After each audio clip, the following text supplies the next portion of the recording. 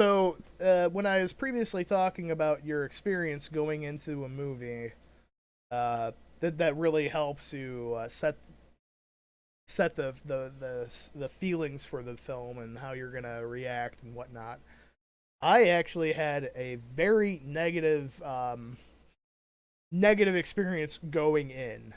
Uh, First of all, I felt terrible. I had called off work the day before or whatever because I was feeling sick. Like I went home early one day, then I called off the next day because I was feeling this awful. Um, and I'm like, I really want to see the movie opening weekend. I think. Actually, I don't know if it was the opening. I thought it was the opening weekend, but apparently it came out last year, so I don't know. But as far as I could tell, it was like the opening weekend. It was out. I really wanted to see this movie, so I my friends like, yeah, you want to go see it? I'm like, yeah, I really want to see this. I actually got a free movie ticket from my other friend for something. I think he got it for like drawing blood, and I traded him like a space heater for it or whatever, because I've known him forever. So it was for his dad. So I'm like, yeah, whatever. Just give me. I was gonna give it to him for free, but he gave me a free movie ticket and like $5. So that was a positive. I go in, and this is I go to a bigger theater because that's where the movie tickets for is for like one of the better theaters, and yeah. So the thing is, I go with my other friend, and oh my god, like we're in his car, and like I'm like, this kid used to deliver pizzas, and his car always smelled like horrible, like rotten pizza. I love pizza. Pizza my favorite food, but like his car used to smell so bad, like of just like layers and layers of different pizzas, and this is like, oh god. So I'm already kind of feeling nauseous, but I'm like, he has a new car, so there's no way it can smell like this. we we he's like, yeah, I'll drive. I'm like, all right, cool. I'm like, there's no way his car can smell like this car used to. And I get in, and I don't know what the hell this was, but his car smelled like rigatoni. Like I don't even know. Like it smelled like yeah, like it smelled like rigatoni. Like if you ate like rigatoni, like let's say you ordered it from Pizza Hut, you ordered rigatoni, you had like the metal tray, and then you just threw the tray out in like your garbage can, like in your room. And then after like a week, and you didn't throw out the garbage or something, and it just kind of sat there, and you smelled it like a week later. Like that's kind of what his car smelled like, or like maybe 2 weeks or whatever. I don't even know. It smelled terrible. It was making me nauseous. I'm like, why does it smell like rigatoni in here? He's like, oh, I don't know. Maybe it's just my hoodie. I haven't washed this hoodie in a while. I'm like, oh god. And this is like not even that far of a drive. It's like 5 or 10 minutes, 5 or 10 minute drive. And I'm just like starting to feel like, oh my god, dude. Oh god, I'm like starting to feel nauseous. So we get out of the car, and I'm like, all right, whatever. I think it was his hoodie, so I sat a seat away from him. Oh god, but we I go in, I get some popcorn, and I get the bottom of the what you call it of popcorn, like the bottom of the tray. So they just made fresh right after I got the very last bit. I'm like, so my popcorn was like all like really tiny like little crumbs and like, oh my god. So I had bad popcorn and I was feeling nauseous. And if the movie is like really long, like this one is not quite as long as Hateful Eight, but it's still pretty long. It's like 2.5 hours, which is an okay amount of time for a movie in the theater. That's like the maximum you'd want to go is like 2.5 hours, in my opinion, for a theatrical film. Now, if you're sitting at home watching like an extended version, that's different. You're obviously in a more comfortable setting. And we get there to the theater, and the theater's packed, and we kind of get a an okay seat, but it's kind of I mean everybody likes to sit in the middle, so I thought we got there early enough and we didn't. Like the theater was packed. We got there like a good like 10 or 15 minutes before like the commercial started or the trailer started, and the theater was packed. So we didn't get like that good of a seat. We were kind of like off to the side a little bit. So excuse me. So I'm like whatever. I can deal with I can deal with the seat. Whatever, it's fine. It wasn't that bad. But the problem, like this is like it's like these are all like really small things, but it just kind of like puts you in this state. Like I'm sick. I'm nauseous now. I have really bad popcorn and I have a bad seat. I'm just like, oh my god. And I usually love trailers for films. I'm going to talk about trailers just for a brief moment here. Um, I usually love seeing trailers. I really do. I love seeing what's coming out soon, getting excited for that. And where do I begin? Like, usually there's like 4 or 5 trailers. Every time I've gone to the movies, there's always been like 4, 5 at the max trailers. There could be more, but they're usually pretty short. I swear to God, this movie had like 10 to 12 trailers. 10 to 12 trailers. I'm literally sitting there. It was like almost an hour's worth of trailers, I swear to God.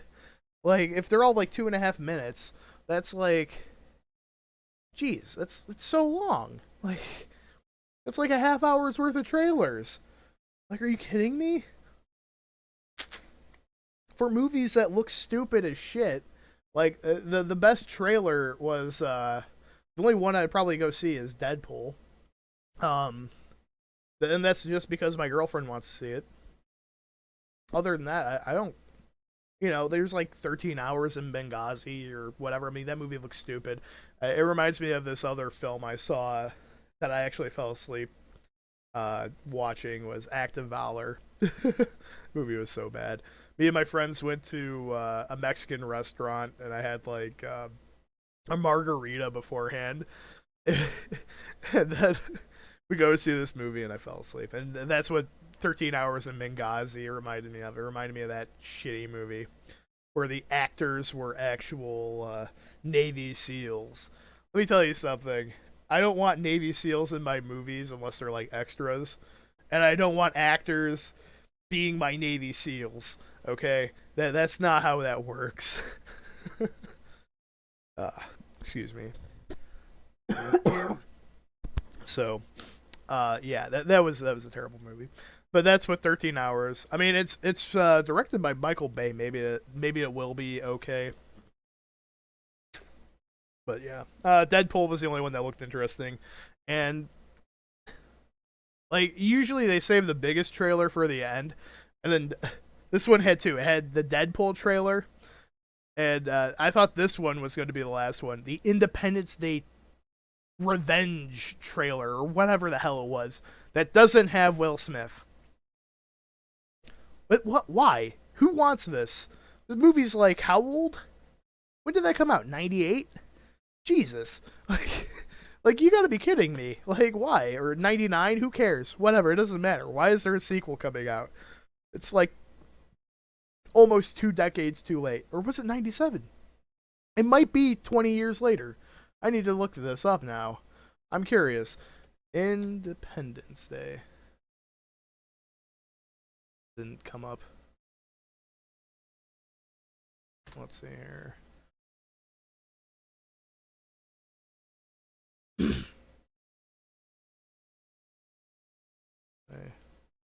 They're making an Independence Day 3? Oh my god. Oh my god. Why are they making an Independence Day 3? You gotta be kidding me. Where's the original one at? I typed in Independence Day and it didn't even come up. 96! Oh my god, it is 20 years old. It is 20 years old. And they're making a sequel. Let alone 2 sequels. Why?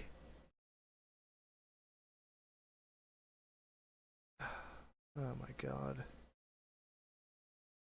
Liam Hemsworth. Who's this guy? He's in. Alright, whatever. I'm getting off subject. Alright. Alright. My bad. Um. Alright. But anyway, yeah, so too many trailers. So by the time this movie finally starts, it's like I've been in here for like maybe a total of an hour almost at this point, just waiting for this movie to start. That's a long movie. I know it's a long movie. Um, and finally it starts, and I don't know. I'm gonna say it's probably the theater I'm at. The first shot I can tell is already like the gamma is like a little bit too dark. I know the movie was filmed with a brand new camera and they used as much natural lighting as they could, but I have a feeling that it was probably the theater because it just came off a little bit dark. I mean, I could still see everything, but it was just kind of like a little bit dark. So at this moment, at this point in time, I'm just agitated, like with everything that led up to this, like an hour's worth of trailers, bad popcorn, and I'm nauseous and I'm sick. So I'm in a very foul mood at the beginning of this movie, and now the movie looks really dark. But I can tell like the first opening shot is like it's like a forest with like water running through it. Like it looks like not like a lake, but I can't quite like not like a swamp either. It's like just like water seems to be running through it. It's a very beautiful shot. And the one thing I could say about this film is every scene starts off with just a beautiful shot of like the landscape or like a mountain or the forest and the trees. Um, and I start getting into this, and then you have the only thing I knew about this film going into it was it's starring Leonardo DiCaprio and Tom Hardy, and it was shot using a new type of camera, and there's a bear scene. That was literally all I knew about it. And I'm glad because it left me open to just enjoy the film for my first time without any kind of tainting. Which brings me to another point about trailers. I watched the trailer for this movie after the fact just because I found out it was based off a true story and real characters, which only enhanced the film afterwards, after the fact. But when I looked it up, because I wanted to see where it was filmed at, it was playing the trailer on Internet Movie Database, and holy shit, that trailer for this movie literally ruins everything for it. Like everything. I could not believe it. I'm like, oh my god, they literally just do the first act, the second act, and the third act just all right there in the trailer. It's like a 2.5 minute trailer. Like you got to be kidding me. Like trailers are out of hand, especially these days. Um, but yeah, like I mean, this movie, like let me put it this way: I went into the movie in a foul mood, and by the end of the movie, I completely forgot about being nauseous or having bad popcorn because the cinematography, the screenplay, and the characters and writing and just the intensity of the film just took me away. I didn't care about like how my seat was a little off centered or anything like that. Excuse me. Or anything like that. It was a great movie. Um, I'd love to see this again. Like I really would. And there's really not much I want to say. I don't want to spoil the film yet. I will spoil it in a minute. But I give this movie a let's round it up to a 9 out of 10. This movie was awesome.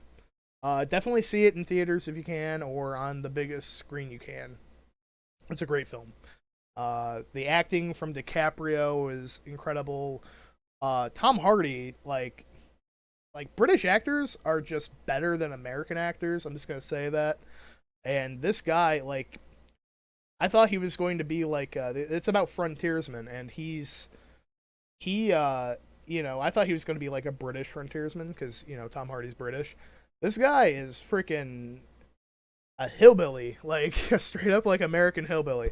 Like he puts on one hell of a performance, and DiCaprio is able to act without even really talking much, like at all in the film. Like he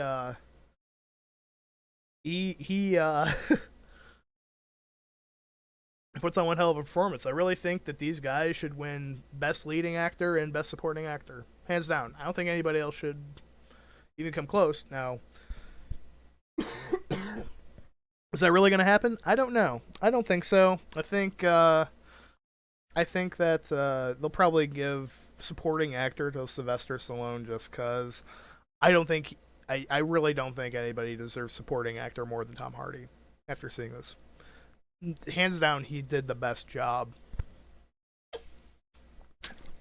Like you, let me put it this way: Sylvester Stallone acts like Sylvester Stallone in all of his movies.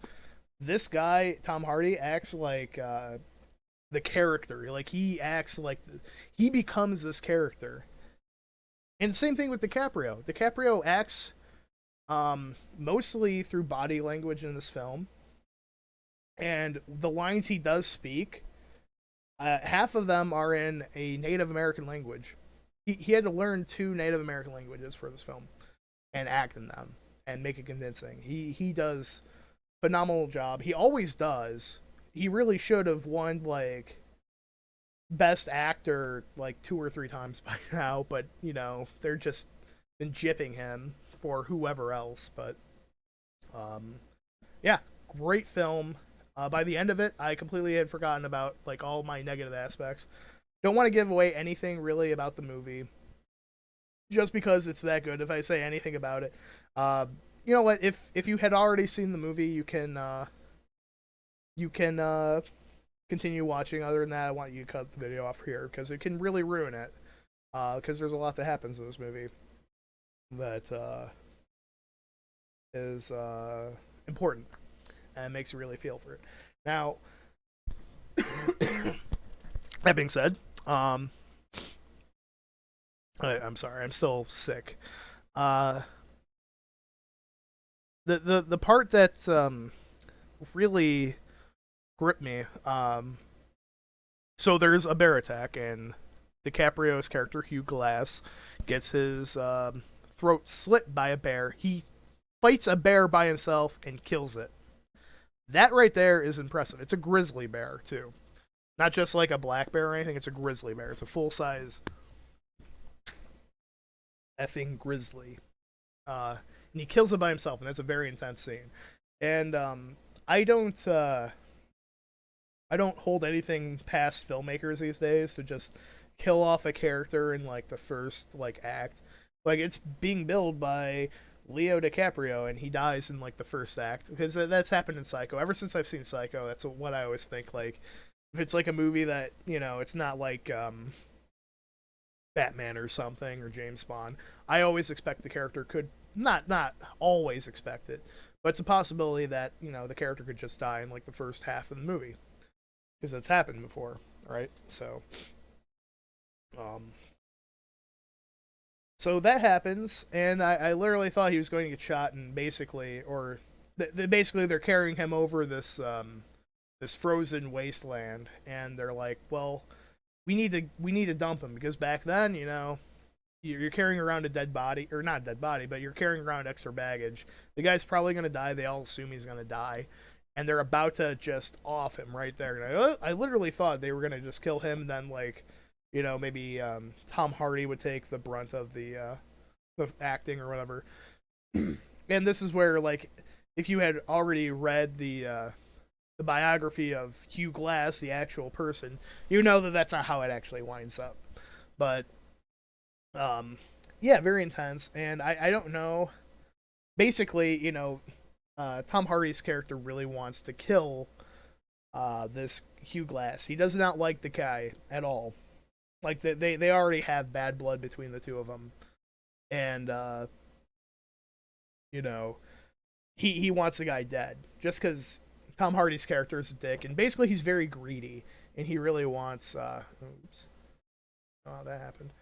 Um, excuse me. He's very greedy, and he wants basically all the money for. They're like pelt hunters or something, and he wants like all the money for it, which he he ends up getting anyway for a while, and basically DiCaprio's character is left crippled. So they take him back to a camp, and the leader of the group says, "All right, look, you get your payment, but you have to make sure he gets a proper burial or whatever. He deserves it because he basically they get it. Their group gets attacked by a tribe of Native Americans, and they're all scattered.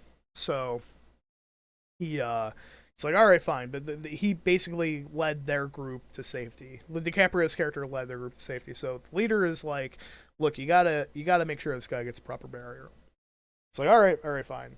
So basically, it's Tom Hardy's character who hates DiCaprio's character are left in the small encampment with two Native American kids. One character, the one guy looks like he's played by like if Mark Wahlberg had a younger brother. This guy looks like him. I don't know why. I think it's the eyes.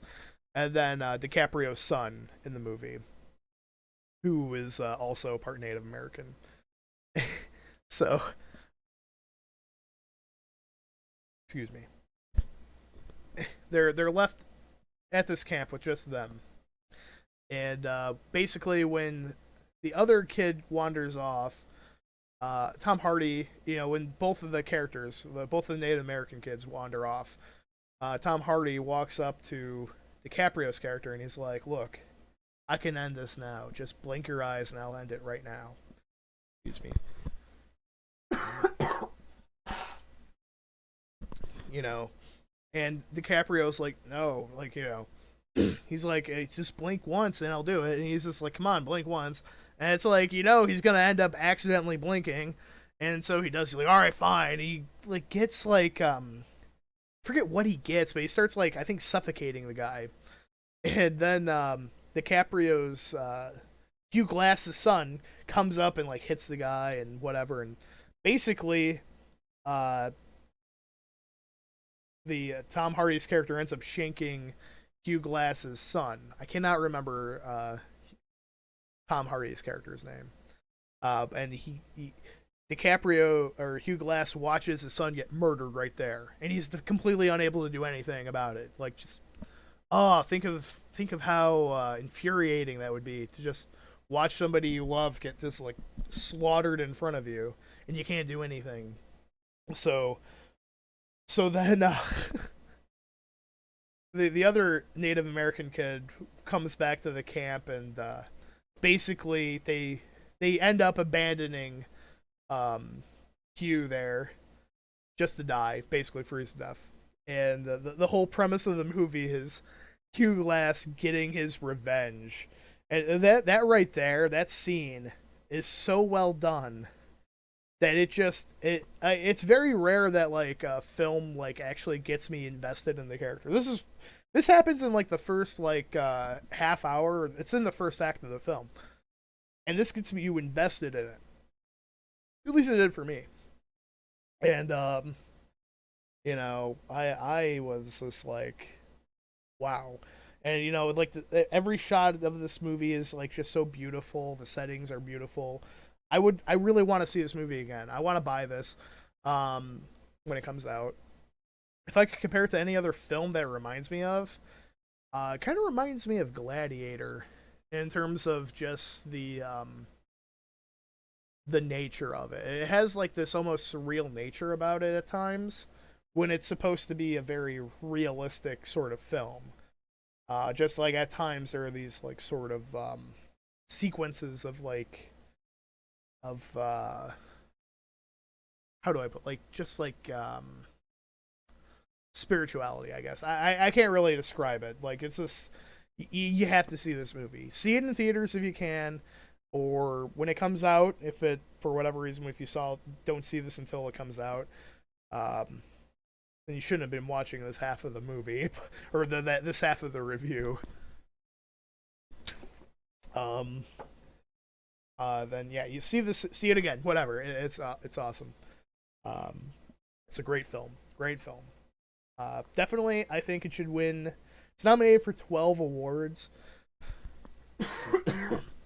I definitely think it should win Best Actor, Best Supporting Actor, and definitely Best Film. Like it should definitely win those three, and probably Screenplay and Cinematography. It honestly should win every single award that's nominated for. Maybe not every single one. There's a lot of like best makeup or stuff that's nominated for twice, which is kind of cheesy. But it's for like two individual people, like for like makeup or whatever. So, but yeah, it should definitely win the biggest awards in my opinion. It's definitely the best film I've seen in a long time, and it's a great film. So yeah, 9 out of 10. Definitely worth seeing. Definitely worth seeing. All right, one moment. I'll be